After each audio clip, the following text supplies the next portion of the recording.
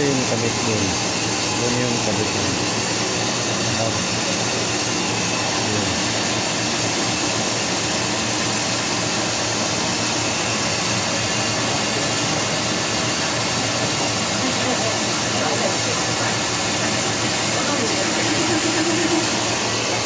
Guys, kung gusto niyo magpagawa ng hub ang inyong mga motor, motor tricycle pala, ayan, punta lang kayo dito sa Triple Zero. Ayan o, Triple Zero machine shop. Napakagaling guys. Ito sa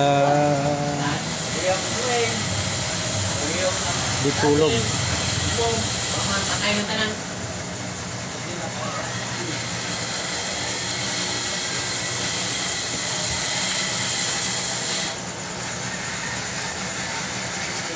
So guys,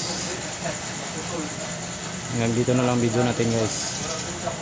Bye bye.